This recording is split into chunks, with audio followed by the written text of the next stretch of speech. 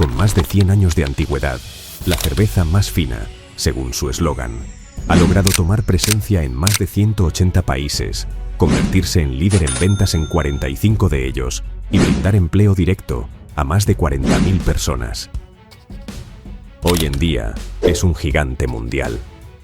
De hecho, según el ranking Brands Top 100 Global Brands, es la única marca latinoamericana en figurar dentro de las 100 marcas más valiosas del planeta. A su vez, es el orgullo y emblema de toda una nación, pues a pesar de su alcance mundial, sigue produciéndose íntegramente en su país de origen. Corona ha trascendido en la historia. Su peculiar presentación e inigualable sabor son tan distintivos como sus orígenes y su proceso al éxito. Pues, aunque tuvo nacimiento en tierras aztecas, la visión empresarial radicó en el ingenio de un grupo de inmigrantes españoles, especialmente en un magnate que tuvo orígenes muy humildes en una comunidad agrícola española, y labró su propio camino de esfuerzo antes de crear esta extraordinaria compañía. Hoy en Modo Enfoque, retrocedemos a finales del siglo XIX para conocer los orígenes de la inconfundible cerveza dorada más fina del mundo, Corona, así como el proceso que ha llevado a la marca a convertirse en la predilecta de las nuevas generaciones. Antes de comenzar, recuerda activar el modo enfoque en tu celular para mejorar tu atención y productividad.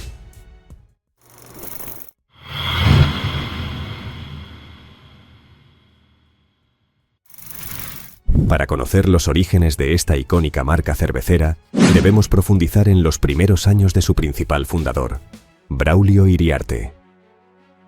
A finales del siglo XIX, España atravesaba un periodo de inestabilidad política y económica. La pérdida de sus últimas colonias, como Cuba, Puerto Rico y Filipinas, marcó el fin del Imperio español y sumió al país en una crisis de identidad y recursos.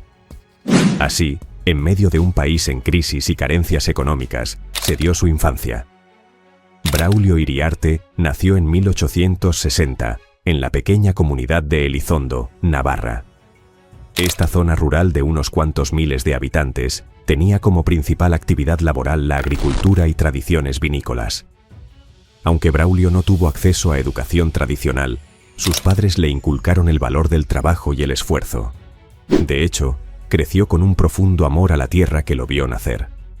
Esto último se vería reflejado en las grandes muestras de caridad que tuvo hacia su pequeña comunidad cuando se convirtió en un magnate empresarial. A los 17 años, dejó el trabajo de agricultor y optó por emigrar en 1877 al principal destino de los españoles que salían en busca de mejores oportunidades: México.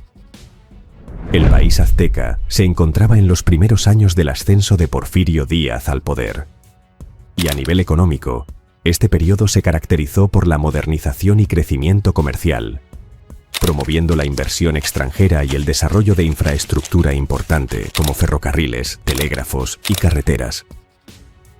Nuestro protagonista llegó a México, específicamente al barrio de Peralvillo, y se involucró inicialmente con el comercio y la manufactura. Sin embargo, fue la panadería el rubro que cambió su vida. El joven Braulio fue un trabajador incansable. Sus labores eran ayudante de panadero y repartidor de pan, desde las primeras horas del día. Y unos años después, Braulio también trabajó en un molino, logrando adquirir conocimientos valiosos sobre la producción de harina y los procesos industriales en la molienda de granos y cereales, como la cebada. Con esta experiencia y una gran disciplina de ahorro, tras 13 años, adquirió una de las panaderías más antiguas y prestigiosas de la ciudad, de nombre Factor, en 1890. Para inicios del siglo XX, Braulio se había convertido en un reputado empresario con más de 80 sucursales panaderas, y amplió su imperio adquiriendo el molino harinero Euzkaro. Aunque se convirtió en un gran empresario en tierras extranjeras, nunca olvidó su humilde procedencia. Hizo diversas donaciones de miles de pesetas hacia su pueblo natal en Elizondo. En su honor, la calle en donde se ubica la casa en la que creció lleva su nombre. Además, siempre mantuvo la noción de contratar preferencialmente a inmigrantes españoles en sus negocios, con el objetivo de apoyar a sus compatriotas. Esta política de contratación no solo fue una muestra de solidaridad con su comunidad, sino también una forma de crear una red de confianza y colaboración entre sus empleados. Esta práctica se mantendría en el futuro, incluso en el negocio más importante de su vida, la cervecería Modelo y el nacimiento de la icónica cerveza Corona.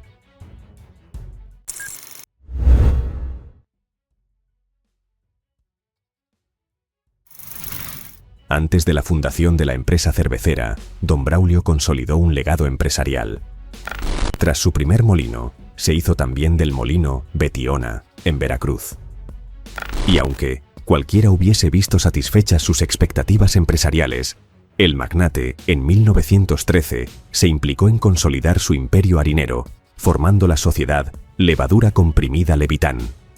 Con esto último, el país mexicano evitaba verse en la necesidad de importar la materia prima desde los Estados Unidos.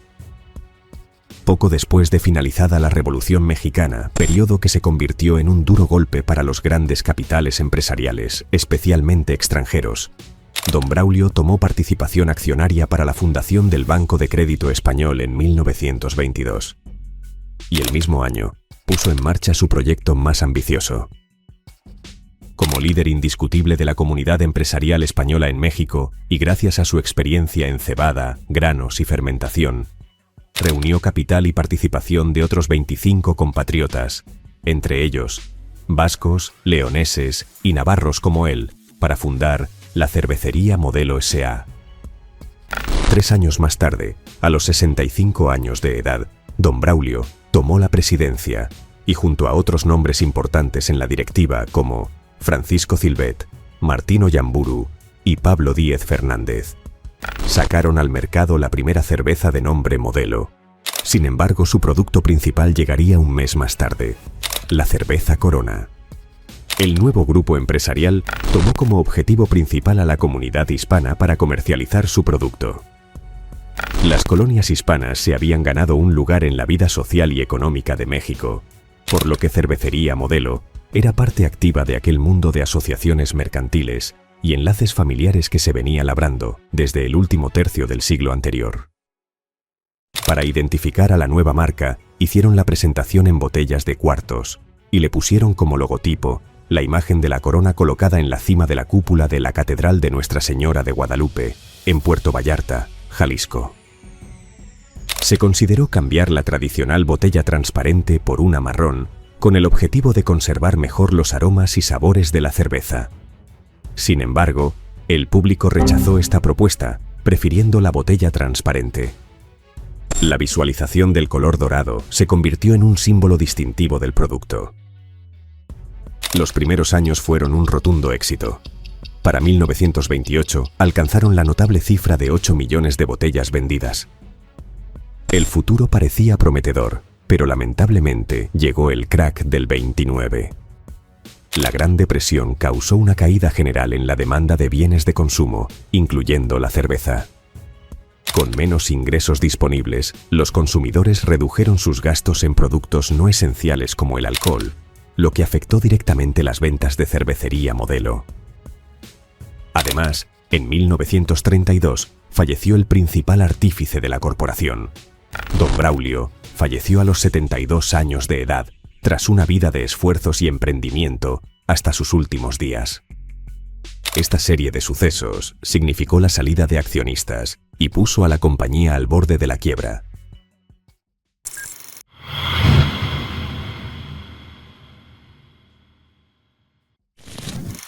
El fallecimiento de don Braulio llevó a la empresa a una reestructuración interna, donde sus herederos vendieron a Pablo Díez y Martín Ollamburu sus acciones. Para evitar la quiebra comenzaron a realizar campañas publicitarias, mejorando sus botellas con procesos artesanales, etiquetas de cerámica y diseño de marca. En sus anuncios enfatizaron más con el público mexicano, mostrando a la cerveza como parte de la cultura del país. Patrocinaron eventos importantes para ganar terreno a una bebida fermentada tradicional milenaria que se consumía bastante entre los obreros mexicanos, llamado pulque, su principal competencia. En 1935, como parte de la celebración del 10º aniversario de su fundación, Grupo Modelo puso a la venta su primera cerveza extra ligera, Moravia. y el mismo año compraron la Compañía Cervecera de Toluca y México, añadiendo a su catálogo las marcas de cerveza Victoria y Pilsener. Precisamente ese es el origen del eslogan de la actual cerveza Victoria, pues el día de la compra publicaron en todos los periódicos de México la frase «La victoria es nuestra». Por otro lado, el producto principal, Corona, se convirtió en la cerveza más vendida del país. En 1936, año de inicio de la Guerra Civil Española, Martín Oyamburu ideó una estrategia de distribución aprovechando la migración masiva. En cada ciudad del país siempre hay un español con ambición y ganas de trabajar, fue su frase. Pues a los emigrados por la contienda les concedía agencias distribuidoras repartidas por todo México. Les enviaba la cerveza y lograba crear toda una cadena de logística. La compañía empezaba a recuperarse, pero surgieron disputas entre los socios principales por el control absoluto de la compañía, Martín Oyamburu y Pablo Díez. A finales del mismo año, 1936, acordaron un plazo para acreditar ante un notario la capacidad y disponibilidad de recursos para que uno de ellos pudiera adquirir las acciones del otro. El primero en hacerlo quedaría como único dueño de la empresa. Aunque Oyamburu tenía superioridad económica, Pablo Díez actuó rápidamente y pidió un préstamo al Banco Nacional de México.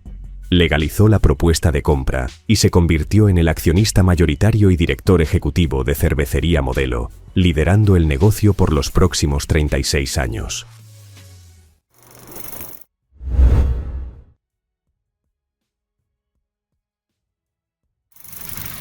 Como presidente, Pablo Díez puso toda su capacidad financiera y ejecutiva en marcha.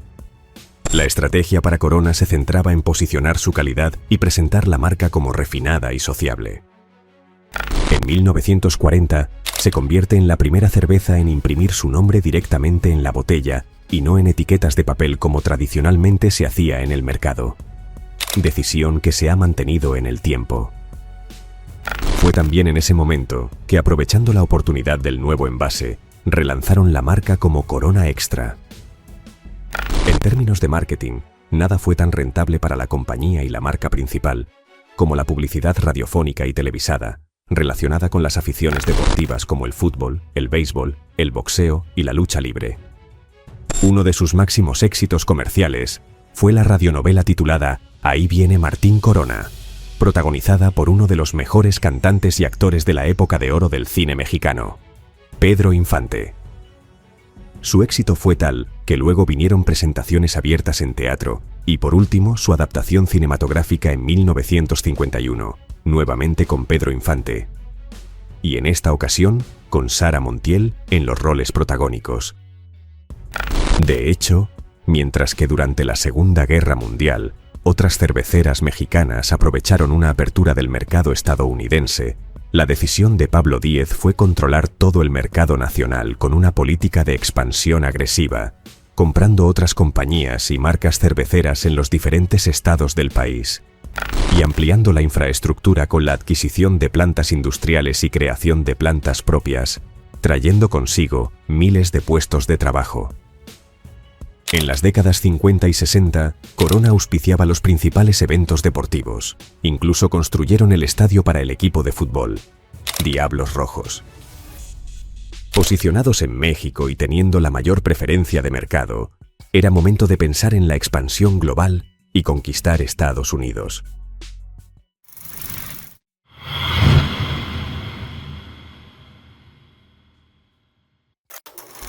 Entre los años 70 y 80, la marca realizó su expansión a mercados internacionales, iniciando por Estados Unidos y apuntando a las regiones con mayor índice de inmigrantes mexicanos como Arizona, California, Nuevo México y Texas. No obstante, al resto de estados le costó llegar porque había una cerveza de Puerto Rico con el mismo nombre. Las disputas legales se extendieron hasta 1979, cuando pudieron competir por fin, sin restricciones legales. Pero lo más curioso pasó años después. A pesar de haber sido creada por españoles, costó muchísimo llegar a España. En el mercado ya existía un vino llamado Corona. Para evitar conflictos y no posponer el ingreso al mercado, decidieron comercializar la cerveza bajo el nombre de Coronita, nombre que alcanzó enorme popularidad.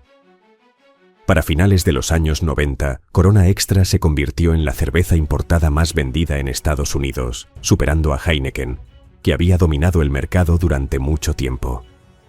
Este liderato en el mercado se ha mantenido desde entonces. En 2002, Grupo Modelo contaba con una participación del 62.7% en las ventas totales de la industria cervecera en México. Además, 81 de cada 100 cervezas mexicanas exportadas en ese año salieron de sus plantas. En el 2013, Anheuser-Busch InBev llegó a un acuerdo para la adquisición total de la compañía a un costo de $20.100 millones, pues años antes ya había adquirido el 50% de acciones. Esta transacción colocó a la principal accionaria, María Asunción Aramburu Zabala, como la mujer más rica de México, según Forbes. De por sí es la quinta persona más rica del país. ¿Cómo llegó la compañía hasta sus manos? Sucede que antes del fallecimiento de Pablo Díez en 1972, el empresario Félix Aramburu Zabala, magnate en la industria de levadura, había hecho negocios con la compañía Modelo y adquirió acciones. Estas acciones con el tiempo pasaron a su hijo, Pablo Aramburu Zabala, personaje que ocupó la vicepresidencia hasta su fallecimiento, y posteriormente María Asunción tomó el cargo, con solo 32 años de edad. Tras la adquisición por parte de AB InBev, Corona se mantuvo como fabricación única y exclusiva de México, y gracias a que el Grupo Modelo pasó a sus manos, lograron introducir en mercado mexicano otras marcas como Budweiser y Stella Artois, entre otras.